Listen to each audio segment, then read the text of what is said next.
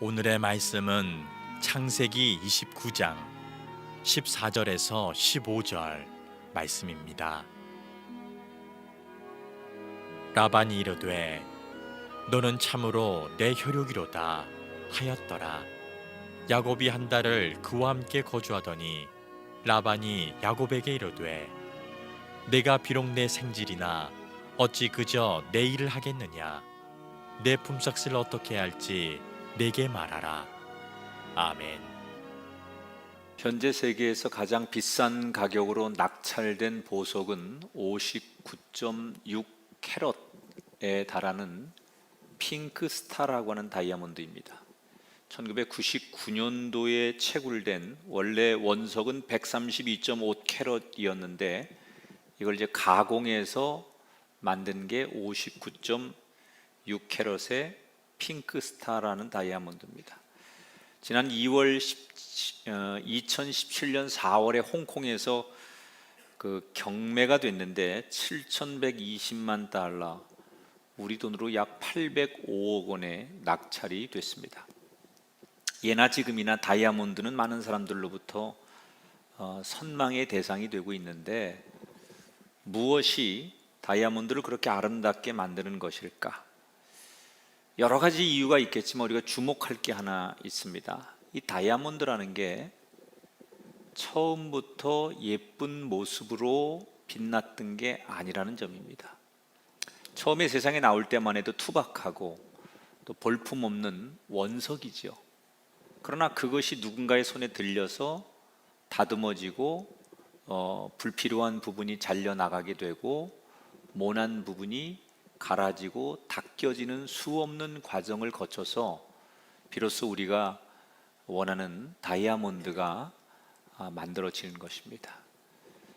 다이아몬드뿐만 아니라 사파이어, 루비, 이것도 다 같은 공정을 통해서 탄생하는 겁니다. 저는 인생도 그렇다고 생각합니다. 처음부터 어떤 인생인들 완벽한 인생은 없습니다. 처음에는 불순물도 많고 또 여러 가지 투박하고 모난 부분이 있는 원석 자체인 게 인생이죠. 그러나 필요 없는 것을 갈고 또 깎고 버리고 이런 인생의 수없는 풍파의 과정을 거치면서 한 인생이 비로소 보석처럼 빛이 나게 됩니다. 물론 그런 과정을 거친다는 것은 인간으로서 아픈 겁니다. 아프니까 뭐다 이런 말도 있지만 인간이 그런 과정을 거치면 아프지요.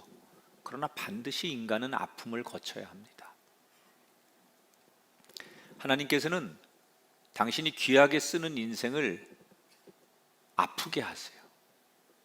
시련과 환난과 고난을 통해서 그 사람을 아프게 해요.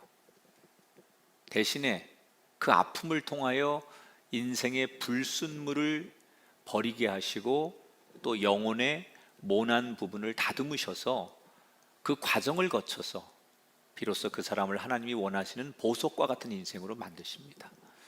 그 대표적인 이야기가 오늘 우리가 만날 창세기 29장에 나오는 야곱의 이야기인데, 야곱의 인생기 가운데 최악의 암흑기를 꼽으라고 하면 오늘 본문의 말씀이에요. 가장 긴 시간 오랫동안 환난과 고난의 시기를 만났던 이때가 오늘 창세기 29장에 나오는 야곱의 이야기예요. 그런데 알고 보니 그 시련은 하나님이 야곱을 의도적으로 갈고 닦는 과정이었어. 하나님은 이 시련을 통해서 야곱에게 어떤 인생이 되기를 원하셨던 걸까? 지난 시간 창세기 28장에 야곱이 형의 분노에 두려움을 느껴 저 하란 땅에 외삼촌이 있는 라반의 집으로 피신을 하는 이야기를 소개해 드렸어요. 처음에는 어머니가 형의 마음이 누그러질 때까지 잠시 좀 피해 있어라, 그래서 얼마 안 있다가 돌아올 것으로 계산을 하고 떠나는 거예요. 가는 도중에 야곱이 값진 경험을 하죠. 광야에 홀로 누워 잠을 자다가 꿈을 꿨는데 거기서 나의 하나님을 만나는 거예요. 지금까지 야곱이 알고 있던 하나님은 아브라함의 하나님, 아버지 이삭의 하나님이었지 나의 하나님이 아니었어요. 그런데 그날 밤 나의 하나님을 만나는 거예요. 그래서 자신감이 생겼어요. 그리고 어깨를 당당하게 펴고 그 덕분에 하란으로 갈 수 있게 되었어요.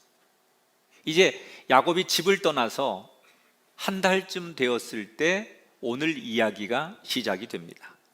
창세기 29장 1절에 보니까 야곱이 길을 떠나 동방 사람의 땅에 이르렀다 이렇게 소개합니다. 한 1000km의 거리를 야곱이 걸어가게 됩니다. 드디어 도착을 하지요. 그리고 야곱은 그냥 자기가 걸어온 길이나 자기에게 일어나는 일이 일상적인 일이라고 생각하지만 사실은 그 모든 것을 하나님께서 연출하시는 거예요. 어느 날 야곱은 낯선 땅에서 너무 목이 마르니까 한 우물가에 다다르게 됩니다. 물을 마실 수 있을 거라고 기대를 합니다.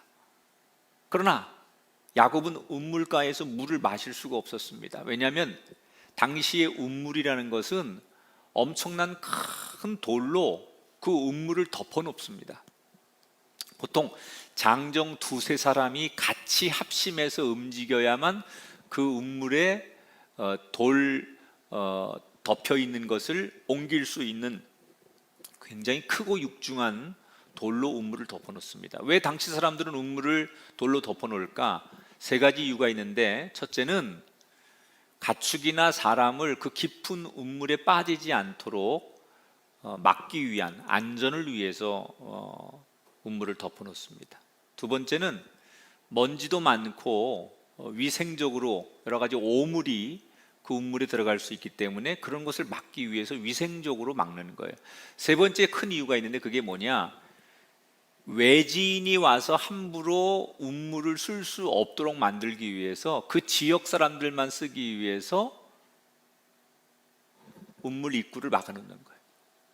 물이 귀한 시대다 보니까 우물 하나를 발견하면 남들이 아무나 와서 쓸 수 있는 게 아니고 그 지역 사람들만 쓸 수 있는 거예요. 그래서 우물의 입구를 막아놓습니다. 지금 야곱은 저 타지에서 온 외부인입니다. 그러면 이 물을 마시려면 이 지역의 내부인 가운데 누군가 와서 물을 사용할 때 비로소 옆에서 물을 좀 마실 수 있는 거예요. 언제 이 우물가에 사람들이 올까 막연히 기다려야 됩니다. 그런데 참 신기하죠? 딱 앉자마자 저쪽에서 양 무리들이 세 무리가 쫙 오는데 그 뒤에 양들을 돌보는 목자들이 같이 오는 거예요. 야곱이 이 목자들이 걸어오니까 처음 보는 사람들인데 대뜸 환심을 사기 위해서 형님들 고생 많으십니다. 어디서 오십니까? 이렇게 말을 붙입니다. 이때 한 목자가 처음 보는 야곱이 자기들한테 형님들 어디서 오십니까? 이렇게 다가오니까 약간 경계하는 눈빛으로 위아래를 훑어보다가 우리는 하란에서 왔지 이렇게 말합니다. 하란이라는 말을 듣는 순간 야곱의 심장이 범프질을 하는 것처럼 뛰기 시작하죠. 왜? 지금 자기가 가려고 하는 곳이 하란이에요. 외삼촌 라반이 사는 곳이 하란이에요. 그런데 태어나서 한 번도 외삼촌을 만난 적도 없고 외삼촌 댁에 가본 적도 없어요. 엄마가 자기를 피신시키기 위해서 한 번도 가보지 않은, 만나본 적도 없던 외삼촌이 있는 하란으로 가라고 해서 지금 막연하게 하란으로 삼촌을 만나러 가는 건데, 삼촌이 살고 있다고 하는 지역 사람들을 만났다는 얘기예요. 너무 놀라서 야곱이 신기해서 그 하란에서 온 목자들에게 묻지요. 혹시 그 동네에 라반이라는 분을 아십니까? 그랬더니 이 목자들이 라반 너무 잘 알지. 잘 계시지. 그러면서 하는 얘기가 맞아. 지금 그 라반의 둘째 딸 라헬이 양들을 이끌고 이리로 오고 있을 거야. 이렇게 말하는 거예요. 외삼촌의 딸, 그러니까 자기하고 사촌 관계가 되는 거죠. 이 얘기를 듣는 순간 야곱의 머리가 쭈삣 쓰는 거예요. 그저 우연이라고 말하기에는 너무나 신기한 상황이 연출되고 있어요. 여러분, 하나님은 한치의 오차도 없으신 분이에요. 하나님께서 야곱에게 광야에서 내가 너를 떠나지 않을 것이고 너를 지킬 것이라고 약속하셨어요. 그 약속을 지금 지키시는 거예요.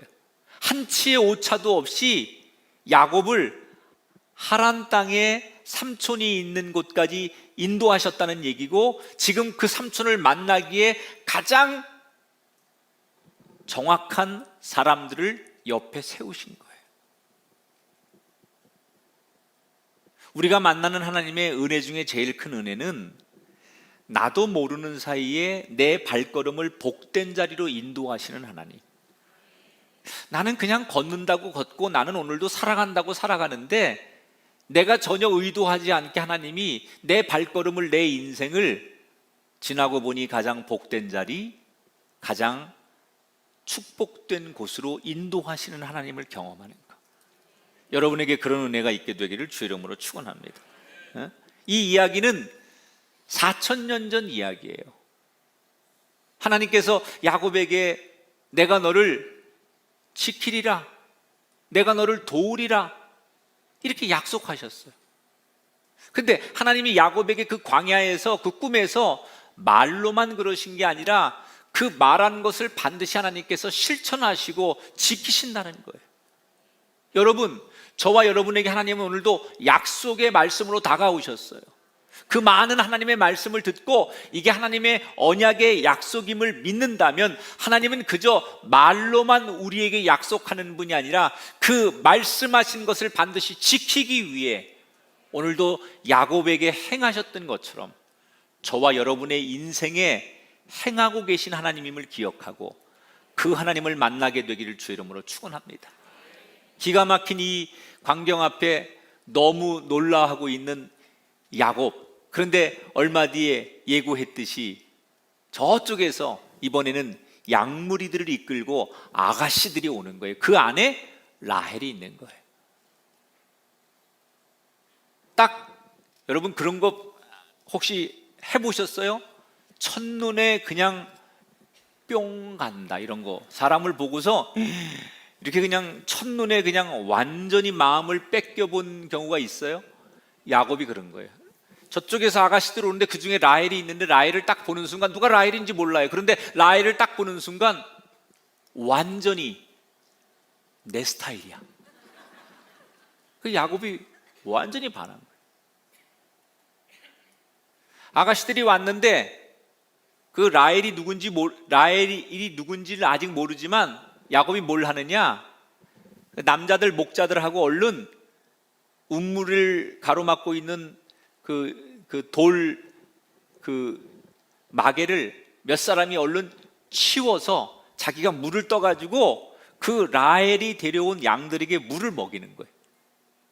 얼마나 좋으면 자기가 먼저 사람들에게 친절을 베푸는 거예요.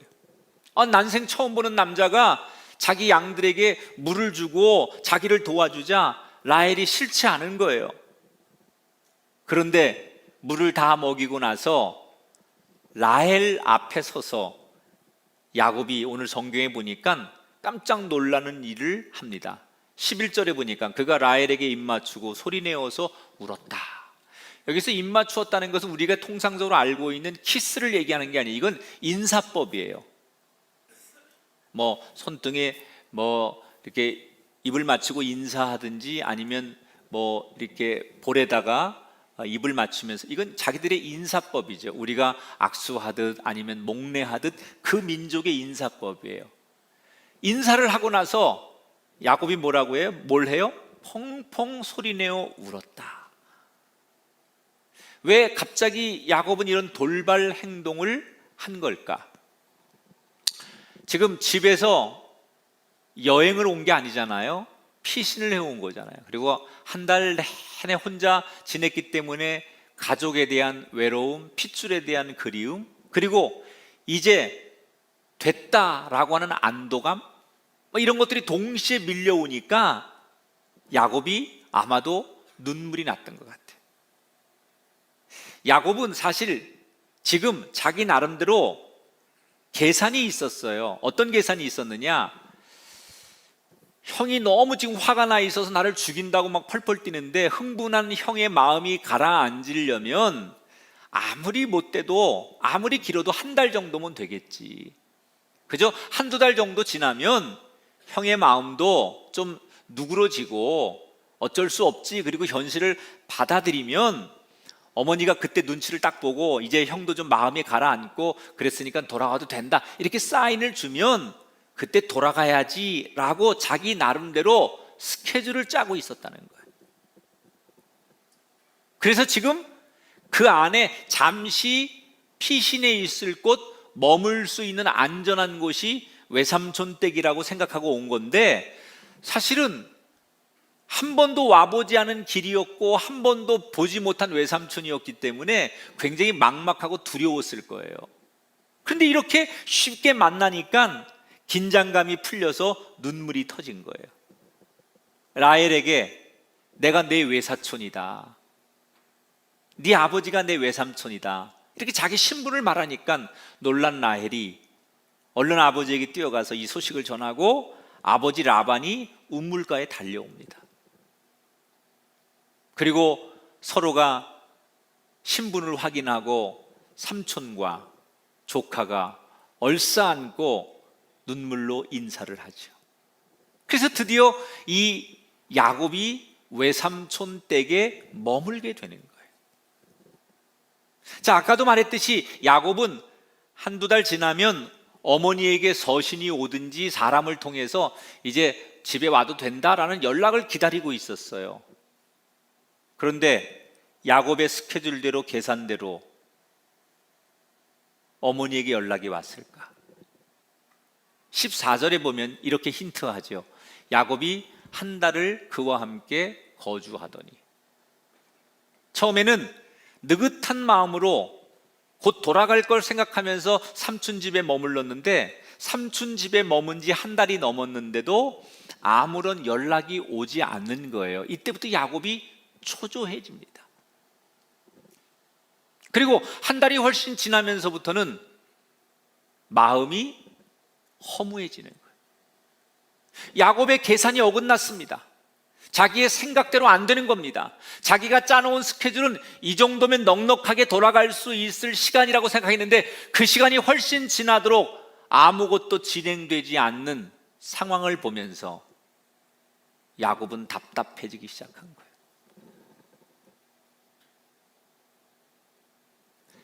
자기들의 계획은, 엄마의 계획도 아들의 계획도 몇 달 있으면 만날 거라고 생각했는데 자기들이 짜놓은 계획대로 안 돼요.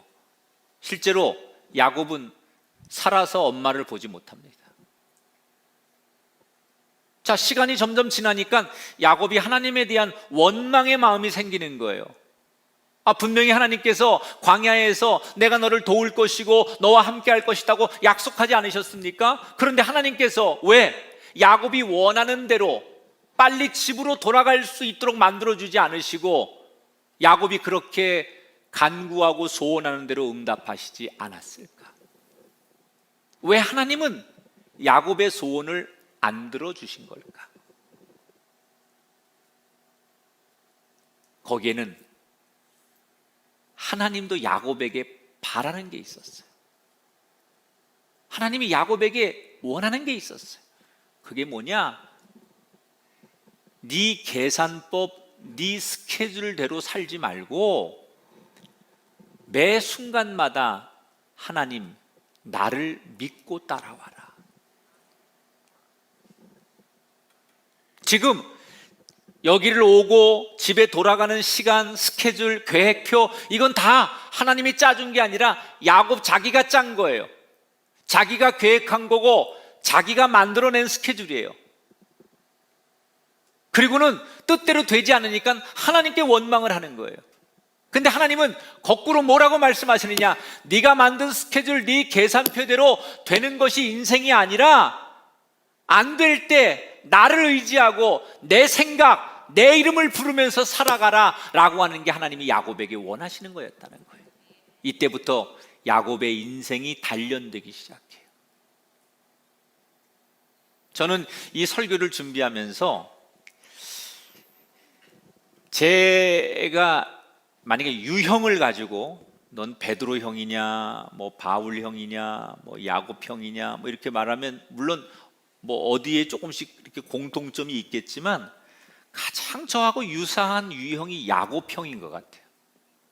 제가 어떤 면에서 그러냐면 저도 굉장히 계획적이거든요. 뭘 생각을 많이 하고 연구하고 뭐 하여튼간 그렇게 뭐 이렇게 창조하는 거 되게 좋아하고, 그 야곱이 그런 스타일이거든요. 굉장히 뭘 계획을 막 세워서 그 계획대로 남들보다 더 끙끙거리면서 일을 해내는 스타일이 야곱인데, 저도 무슨 일을 하면 꼭 그렇게 많은 걸 계획하고 미리미리 예행해보고 그렇게 해서 일을 만들어내는 스타일인데, 제가 돌아보니까 내가 계획해서 된 것도 있지만 내가 계획해서 안 된 것도 참 많았어요.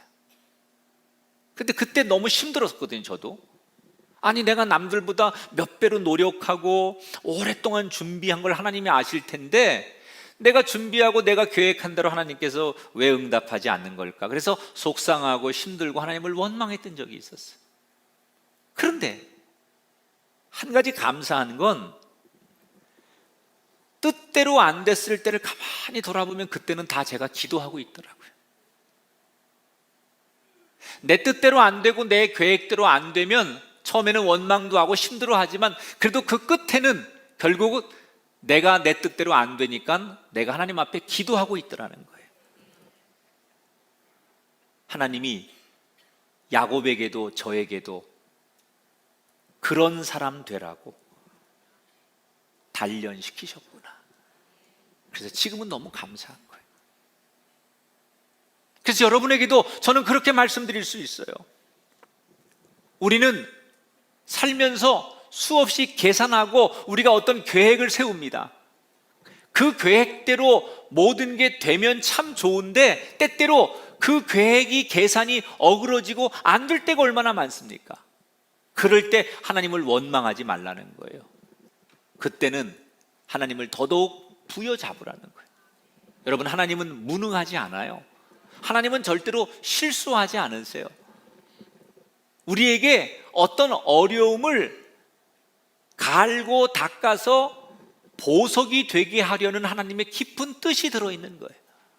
혹시 건강에 어려움을 만나신 분이 있거나 또는 가정의 경제적인 문제라든지 가족 간에 뭐 어떤 그런 서로 간에 갈등이 있거나 이런 문제로 힘들어하는 분이 있다면 원망하지 말라는 거예요. 그런 모든 과정을 통해서 여러분 깎이고 또 여러분들이 또 다듬어지면서 하나님은 여러분들의 인생이 야곱처럼 진짜 빛나는 보석과 같은 인생이 되기를 원하신다는 거예요. 지금 이 어려운 일들을 만나신 여러분들, 이 과정을 통해서 하나님이 나를 다듬으시고 우리 가정을 다듬으셔서 보석이 되게 하시려고 하는구나 깨닫고 감사하고 순종하는 저와 여러분이 되기를 주의 이름으로 축원합니다. 야곱은 자기가 기대했던 시간이 지나자 점점점 허무해지기 시작했어요. 이때 외삼촌 라반이 처음에는 조카가 와서 잠시 있다 간다고 하니까 그냥 그 정도는 양해할 수 있었는데 이 딱 보니까 잠시 있다 갈 분위기가 아니에요. 언제 갈지 몰라요. 여기서 눌러 살지도 모르겠다는 생각이 드는 거예요. 그래서 삼촌 입장에서는 저 야곱을 어떻게 할까 고민을 하기 시작합니다. 이 외삼촌 라반은 좀 미안한 얘기지만 탐욕이 많은 사람이에요. 뒤에 얘기도 그렇고 언제 이 외삼촌 라반이 나오냐면 그 아브라함이 아들 이삭을 결혼시키려고 종을 시켜가지고 고향 땅에 가서 믿음 좋은 여자를 구해 오라고 할 때 라반의 여동생이 시집을 가잖아요. 이때 라반이 아브라함이라고 하는 집안의 믿음 좋음 때문에 동생을 시집 보내는 게 아니라 그들이 가지고 있는 물질, 재산 이런 거를 보고서 현혹해서 동생을 시집 보낸 뉘앙스가 나와요.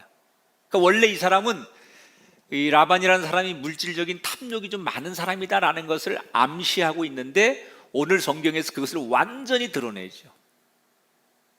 어느 날 조카를 부르더니 이렇게 제안을 합니다. 15절에 보니까 내가 비록 내 생질이나 어찌 그저 내 일을 하겠느냐, 내 품삯을 어떻게 할지 내게 말해봐라, 이렇게 얘기합니다. 자, 얼핏 보면 좋은 얘기 같죠. 야, 내가 아무리 네가 내 조카여도 어떻게 그냥 일 시킬 수 있느냐, 내가 페이를 줘야지, 응? 정당하게 월급 줄 테니까 월급 받고 일해라, 어떻게 그냥 일하냐, 이런 얘기예요. 이게 굉장히 호의적인 제안 같지만 실제로는 그런 뜻이 아니거든요. 이 당시 중동에서 사람들의 관념에는 가족들에게는 노동의 대가를 주지 않는 거예요. 왜냐하면 가족은 남이 아니기 때문에 그냥 네 거 내 거 없이 함께 일하는 존재로 보기 때문에 절대로 월급을 주거나 그러지 않아요. 그래서 가족들은 노동의 대가를 지급하지 않는 게 관례입니다. 그런데 지금 야곱이 조카에게 노동의 대가를 지불하겠다라는 것은 뒤집어 말하면 너를 내 가족이 아닌 종으로, 일꾼으로 보겠다는 뜻이에요. 야곱도 이걸 알고 있었어요. 나를 삼촌이 이렇게 대하는구나, 부담스럽게 대하는구나 라는 걸 야곱이 알았지만 할 수 없는 거예요. 서운하지만 나는 지금 오갈 데가 없는 거예요. 선택의 여지가 없어요. 그래서 할 수 없이 삼촌 라반의 제안을 받아들이게 됩니다. 얼마를 주면 너 내 밑에서 일을 할래? 라고 연봉 협상을 하는 거예요.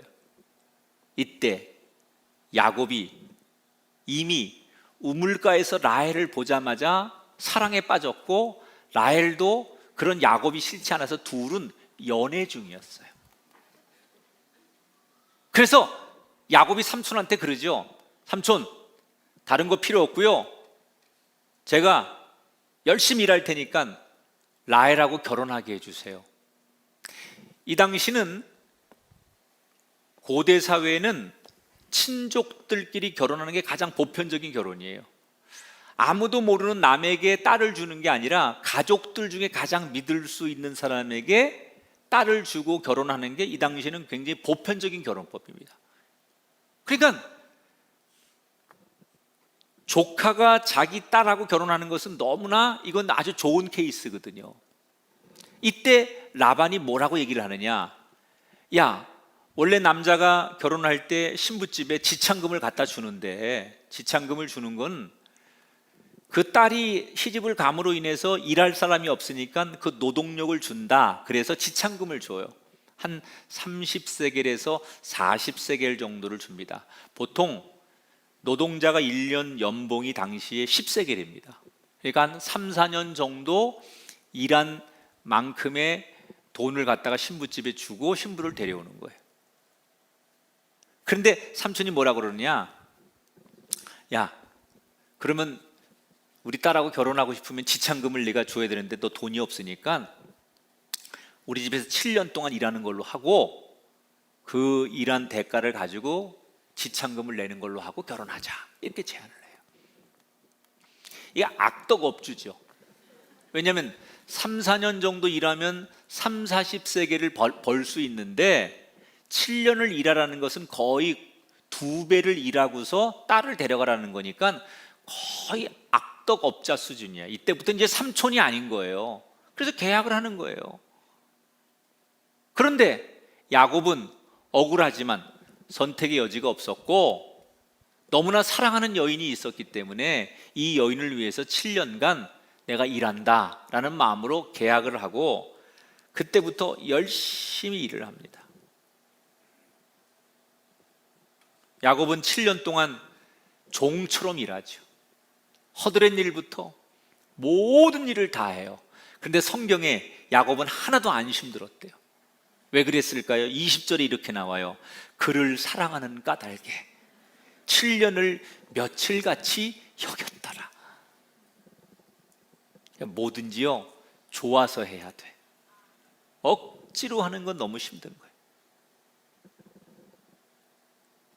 자, 이제 7년이 지났습니다. 드디어 말도 못하는 고생의 시간이 지나서 7년이 지나서 약속대로 결혼을 할 수 있는 날이 왔어요. 결혼 당일날 온 동네 사람들이 모인 가운데 야곱이 축하한다고 여기서 한 잔 저기서 한 잔 주는 축하주를 받아 먹더니 코가 삐뚤어질 만큼 취한 거예요. 그리고 저녁이 되어서 장인이 차려준 신혼방에 들어가서 사랑하는 여인과 첫날 밤을 보내게 됩니다. 다음날 아침에 일어났는데 야곱이 놀라죠. 왜? 첫날 밤을 보낸 사람이 라헬이 아니라 라헬의 언니였던 레아가 누워 있는 거예요. 삼촌이 뒤통수를 친 거예요.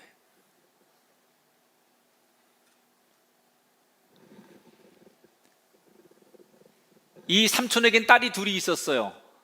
야곱이 좋아하는 건 둘째 딸 라헬이었고 첫째 딸은 레아였는데, 레아는 그렇게 인물이 썩 좋지 않았어요. 문서에 보면 눈도 좀 근시였고 이렇게 몸매나 얼굴이 아름답지 않았고, 반면에 라헬은 완전히 정말 미인의 전형적인 조건을 다 가지고 있는 거예요. 하나님이 몰빵 주신 거죠. 두 자매 가운데 둘째한테 다 몰아주신 거예요. 그래서 누가 봐도 라헬이 훨씬 이쁜 거예요. 그래서 처음부터 야곱은 라헬을 좋아했는데 아버지가, 삼촌이 장난을 친 거예요. 동생을 가둬놓고 언니를 신혼방에 집어넣은 거예요. 야곱이 일어나가지고 아침에 펄펄 뛰면서 삼촌한테 가서 항의를 했지만 삼촌은 이미 마음을 굳게 먹고, 야, 네가 술 마시고 네가 좋아서 첫날 밤 치렀는데 누굴 탓하냐? 그러면서 시치미를 뗍니다. 그러면서 이 삼촌이 진짜 하고 싶은 얘기를 꺼내는 거예요. 뭐라고 하느냐? 야, 너 라헬하고 결혼하고 싶으면 라헬도 결혼해. 그러려면 7년 더 일해서 지참금 내고 가면 라헬도 결혼시켜줄게. 그래서 할 수 없이 다시 7년을 또 계약하고 다시 종으로 일을 하게 돼요. 참 재밌지 않아요? 아버지를 속이고 형을 속여서 장자권을 빼앗은 속인 자가 야곱이에요. 그런데 이번에 자기가 제대로 속는 거예요. 늘 속이고 살았던 자기가 언젠가 제대로 속으면서 또 한 번의 종살이를 시작해요. 하나님은 정확하세요. 살면서 남에게 아픔을 주고 상처를 주고 그러면 안 돼요. 남을 속이고 빼앗고 하면 안 돼요. 야곱이 지금 몇 배로 자기가 고통을 당하는 거예요. 하나님을 원망하는 거예요. 하나님 어떻게 이럴 수 있습니까? 저 너무 억울합니다. 7년을 2번씩 14년을 내가 이렇게 비참하게 종살이를 하면서 살아야 되다니요. 하나님은 어디 계신 겁니까? 하나님은 내 편 맞습니까? 그리고 하나님을 원망하죠. 하나님은 왜 사랑하는 야곱에게 이렇게 쓰디쓴 경험을 하게 하시는 겁니까? 보세요. 하나님은 야곱이 피해자 입장에 서게 하시는 거예요. 이렇게 사람을 속였을 때 당한 사람의 마음이 이런 거구나. 아버지가 이랬겠구나. 형님이 이랬겠구나. 이런 역지사지의 마음을 한번 갖게 만드시는 거예요. 그러면서 다시는 이런 거구나. 당하는 게 이런 거고 속는 게 이런 거고 이런 것들을 하나님이 기뻐하지 않는 거구나 라고 자기 스스로 깨달으면서 다시는 이런 인생을 선택하지 않겠다라고 다짐하기를 원하셨다.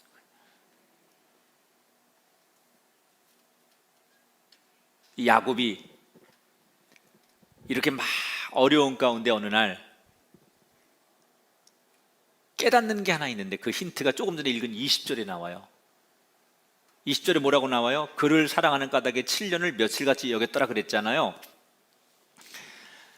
야곱은 라헬 한 여자 때문에 7년을 일하고 다시 또 7년, 14년을 그냥 바닥에서 비참하게 그 여자 하나만 놓고 14년을 달려온 거예요. 하나님이 자기한테 이런 깨달음을 주시는 거예요. 야곱아, 너는 네 형 에서와의 관계에서도 네 형 에서가 그렇게 출세를 달릴 때 출세와 목표가 전부가 아니고 내가 함께 해야 되는 거다라는 것을 가르쳐 주기 위해서 너에게 복을 주었다. 그런데 너는 지난 7년 동안 무엇을 위해 달려왔느냐? 하나님이 이렇게 물으시는 거예요. 마음에. 가만히 생각해 보니까 그 질문에 야곱은 대답할 게 없는 거예요. 내가 지난 7년 동안 내 인생의 1순위는 라헬이었어요. 7년 동안 헌신하고 7년 동안 열심히 일하고 7년 동안 말없이 살아온 모든 이유가 오직 하나님은 없고 라헬만 있는 거예요. 지난 7년의 인생 가운데 야곱이 열심히 성실하게 최선을 다해 살아온 건 맞지만 그 인생길 가운데 하나님의 이름은 없어요. 오직 라헬만 있는 거예요. 하나님 물으시는 거예요. 네 인생에 나는 있느냐?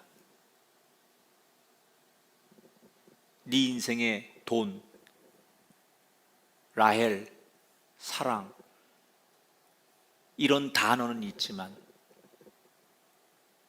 하나님 아버지 이 단어가 있느냐? 네가 계획하고 네가 원하는 단어로만 살아온 네 인생이 얼마나 헛되고 얼마나 어리석은 건지 네 스스로 똑똑히 보아라. 야곱이 이걸 깨닫는 거예요.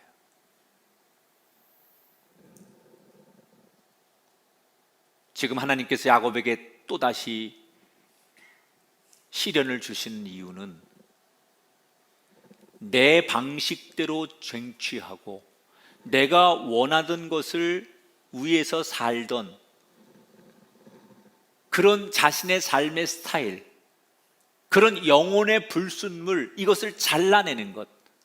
따라합시다. 내 방식 대신 하나님의 방식. 따라합시다. 내 목표 대신 하나님의 목표. 아멘. 하나님 그걸 원하시는 거예요.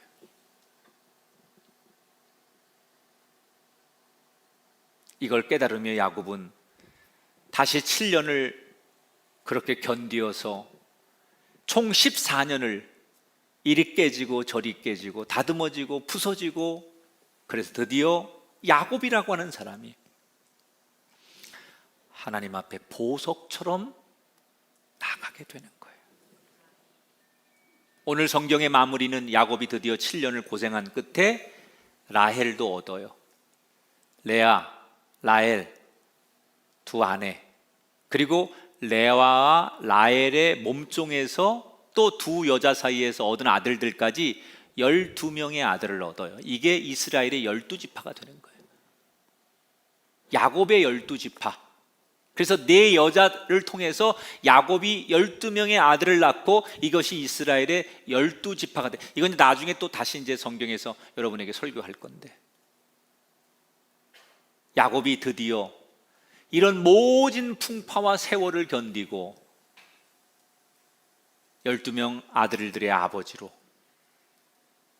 그리고 두 아내의 가장으로 성실하게 살아가는 것으로 오늘의 성경 이야기가 끝을 맺어요. 자, 제가 여러분에게 질문을 할 게 있어요. 여러분이 바라는 인생이 있으십니까? 혹시 목표가 있으십니까? 그런데 그 목표를 얻기 위해 여러분은 지금 어떤 길을 가고 계십니까? 100m 달리기를 하는 사람이 목표가 저 100m 뒤에 결승점이 목표예요. 그런데 그 목표에 도착하는 것도 중요하지만 사실은 트랙을 벗어나지 않아야 돼요.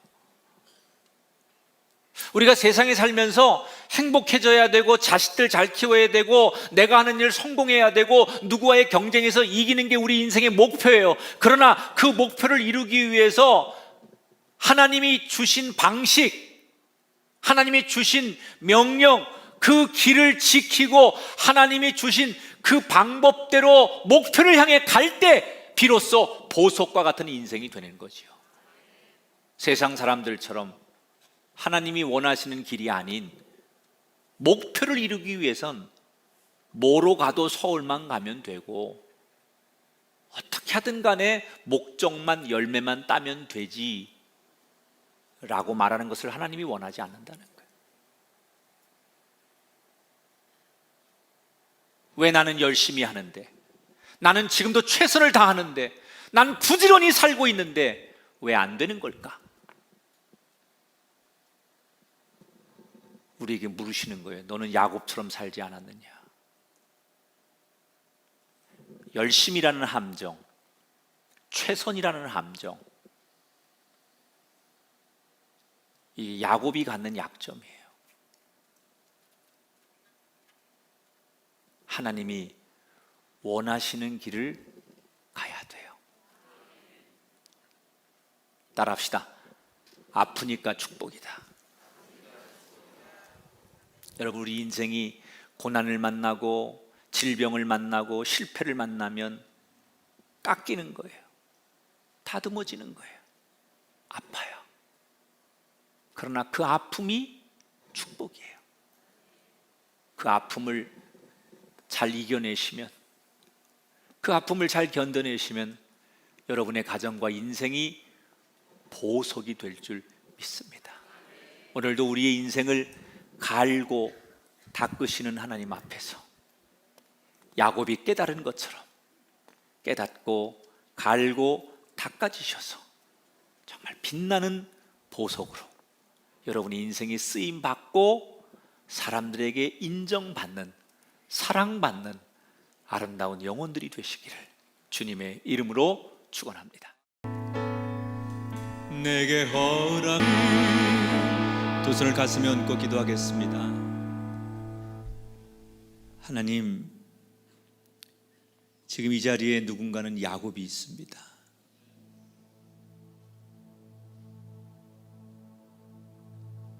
너무나 사랑하시기 때문에 아픈 줄 알면서 다듬고 불순물을 부셔내느라고 소리치고 비명치며 괴로워하는 몸부림치는 야곱을 보고 계신 그 모습처럼 우리를 보고 계신 하나님, 그게 납니다. 그게 우리 가정입니다. 주여, 아프니까 축복입니다.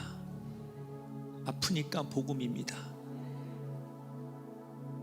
말씀 앞에 겸손히 엎드려 회복하는 성도들 되게 하시고, 말씀 붙들고 야곱처럼 다시 보석으로 태어나는 인생들 되게 하옵소서.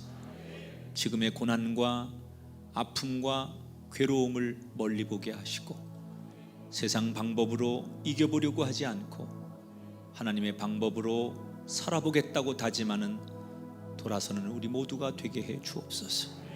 코로나19로 모두가 민감하고 답답하고 괴로운 마음에 하나님 성령으로 여유를 주시고 화평함을 주셔서 모두를 다 담을 수 있는 영혼의 그릇들이 되게 해 주옵소서.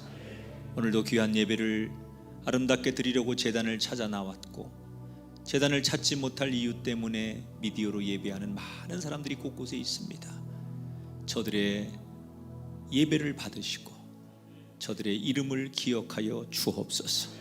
우리가 드리는 11조 예물 감사 예물 소홀하지 않게 하시고 어느 곳에 예배하든지 간에 최선을 다하는 예물과 헌신이 있게 하옵소서. 이제는 우리 주 예수 그리스도의 은혜와 하나님 아버지의 극진하신 사랑하심과 성령님의 감화감동 역사하심이 우리 가운데 영원토록 함께 하기를 축원하옵나이다.